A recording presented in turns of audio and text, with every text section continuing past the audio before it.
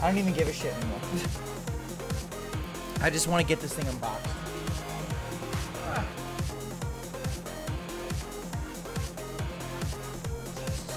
Christ! This fucking thing is heavy. It's like so lopsided. Okay! I have my citrus knife. Razer Atrox, brand new. Carefully using the citrus knife to slice open the industrial cardboard box. Oh, I really hope I don't cut anything off.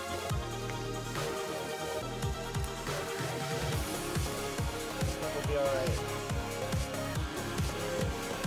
Good. I know this box is probably going to just go in the garbage anyway, but still. Okay. Oh, they really packed this thing. Oh, wow. Okay. Alright. There we go. Alright. We have paper packaging. The box is already ripped. Okay. Ah! Give me this thing. I want it now. Oh, yes. Get out of here! There we go. Alright. Here we go. So this is the plastic wrap that it comes in. You guys can see that. We'll put it around here. Hopefully you guys can see all this stuff. There you go. Let's take the thing out of the plastic here. Alright. Just kind of going with it, man. I'm not trying to do anything special here. I just want to take this thing out of the box and use it. Got this from Amazon. It was actually on sale. I got it for about $10 cheaper than what the average price was, which is $1.99. And I had an opportunity to use this FightStick when it was before it was actually released. It was actually on display at Evo when I competed at Evo, and at one point I couldn't use my TE2 because I was having some button issues, so I ended up using the Atrox, and I actually liked it a lot. And the top 8 competitors in KI actually got a limited, like a one-of-a-kind Atrox that was a Killer Instinct version, kind of like the TE2 that I use, which is pretty neat. So I'm just gonna do that there, and I'm gonna figure out the best place to open this thing up. I'm the kind of person that keeps all the boxes. Like, I still have my TE2 box in my closet. So I'm just gonna do this here. So it's open here, but I don't want to ruin anything. And I feel it's appropriate to use my green citrus knife to match the color of the box and the stickers on the back. I should be cutting lemons and stuff.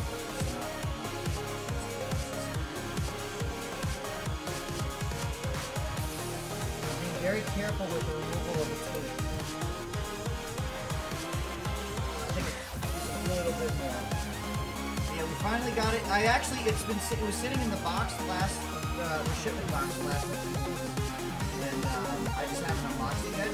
And I felt like it was appropriate to just do it on stream with you guys. Okay. Take this up here. Nothing really too special, like on the back or anything like that. Like, it obviously shows you what it's capable of. Like, I'll show you the back of the box really quick.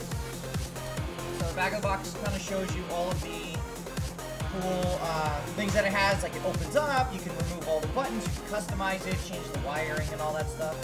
Put your own custom artwork in it. Like, it's pretty much the same thing you can do with the TE2. But this feels a lot heavier. Just like feel the box. So I'm just gonna open this, and it looks like there's another box inside.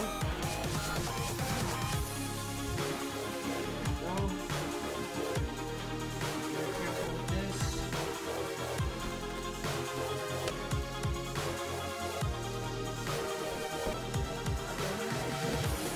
Get that down right there. Okay. And we got of course, the Razer logo on the front. Let's see, what does For any of you that use Razer products, you can tell already that they kind of do everything the same as far as their boxing. You have to get all the information about their products, all the good stuff. For the gamers, by gamers, slogan. It's pretty neat. Okay. But it feels like pretty secure. Like they packaged it up so that it doesn't get damaged. And like with the TE2, when I did the TE2 unboxing, it came in a it was really just the box, the KI box, and then the FightStick was wrapped. It wasn't even wrapped in plastic. It just had 2 styrofoam pieces inside the box that kept the stick kind of elevated, like in the center of the box, and that was it. There was nothing else. It wasn't like wrapped up like this as it is. So looks like this just kind of flips up. It's like a shoe. It's almost like a shoebox.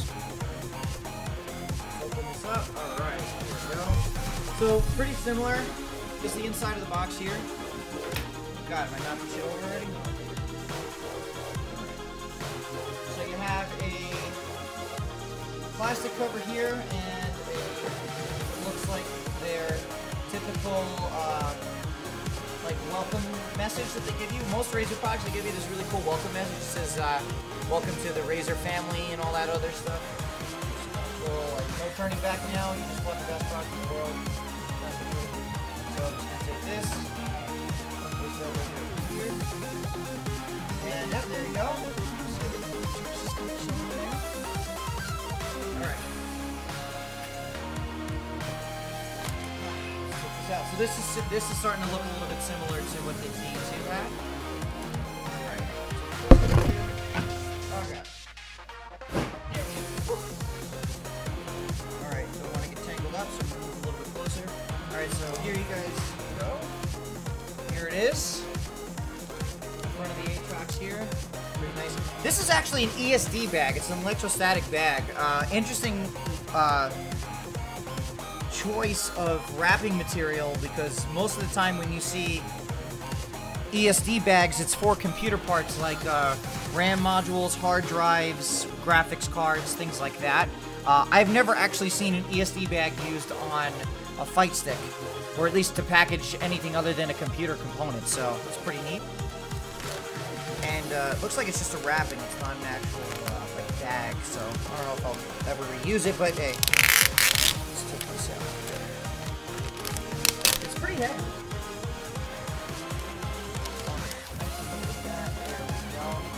There it is. I'm actually just going to move my microphone out of the way for a second so I can actually show you guys everything here. There you have it.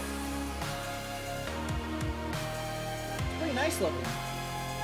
It's definitely like, it's sturdy. Very, very sturdy. Yeah, it does have Sanwa buttons. This is the exact same FightStick I used at Evo. I would rather have the KI characters on the front, but it actually feels a lot more refined. This one has a little bit, rounder edges on the sides. I didn't notice that on the Evo version, so that one was definitely one of a kind, but this feels really nice. The padding on the bottom is actually like a hard rubber, if you can kind of see, if you guys can see the detail there. This is actually like, if you put this down on a table, it's not going to move. On the TE2, it's a little bit more smoother. This one actually feels like it's really tough. And this is going to be, obviously you guys know it's going to be used on my lap. So it feels like it's pretty sturdy. Oh, wow. Yeah, I like that. I like this feel a lot. What I like about these buttons that I noticed, at first it was a little strange. You know, I use Razer keyboards for gaming. I think they have the best keyboards for gaming. And I use a mechanical keyboard, so I like that clicky feeling that you get when you type on a mechanical keyboard. And there are other keyboards that are made not other than Razer that make a mechanical keyboard, but something about Razer's I just like the feel of it. The buttons actually kind of have the same feel. Like you can kind of hear it. I'm sorry. I'm gonna just move this a bit closer. Like you can, it has like almost like tactile feedback. Like I don't know. It's hard to explain, but I feel like it's the best way to explain is that it's got that nice feedback to it. Another cool thing to notice too, like on the TE2, usually you have The only buttons that you had on the top here, obviously the lock button, which is similar. This is a switch, and there isn't an actual button on the front here because you have the menu button and the share button, I guess, whatever that button is called on the Xbox One controller. On the T2, you had the two of them here. On the Atrox, two on the side. So that's something I'm going to have to get used to. But this, it feels nice. Alright, let's open it up really quick. Same thing as the T2. I'm going to be comparing it a lot because that's really the only other, I guess, mainstream fight stick, because most of the people, if they're not using a T2, they're using a custom-built or modified fight stick. So it's nice to kind of get this. So there's a button right here. I'll just put it for a second. Button right here. You can't really see it. It'll light up when it's turned on. I'm just going to press that. Oh, wow, that actually opened up really easy. Okay. So first thing you guys can see in there, it's pretty organized. So you have all your buttons laid out. It's got a graph on the front there, so you can, or a legend, whatever you want to call it, that you can see where all the layout is. This, I guess you could say, is like a hydraulic arm. You don't have that on the T2, so it kind of just like, it closes nice. And then when you go to open it, it actually, like, it opens, like, no problem. On the T2, you really gotta get in there. So that's pretty good. And I'll do a comparison video, being that you guys know I've been using the T2 for almost a year now. It is the KI version, so it's like a premium fight stick. So I'm pretty excited to kind of get using this one for a little while and seeing how it feels. Now on the inside, before I start taking them apart, so you guys can see it, if you guys can see the plastic here, this is the USB cable. They have it wrapped in plastic, and you've also got the bat top here. So if you don't like the ball top, I like the ball top. Bat top is a little too small for me. I can't grip properly for whatever reason. I tried the bat top, I'm not really used to it. But there is one there, and then if you guys can't really see, right in here, there's actually a screwdriver. So you can use that to remove the ball top if you don't like it, or if you want to take off the front plate for the artwork and things like that. So it's pretty cool. Now, the one benefit, as far as what you guys have told me, was that this fight stick will actually work on your PC, which is why you guys hear the Street Fighter music in the background, because we're about to start playing some Street Fighter. And the T2 doesn't have that for whatever reason. Mad Catz does not want to create a firmware update to make the fight stick compatible for your PC, which kind of sucks.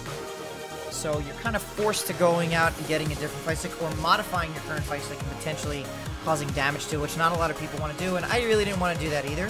So I'm just going to take the ball top out of here. You guys can see that. There's the ball top. And the cable. You guys can see that.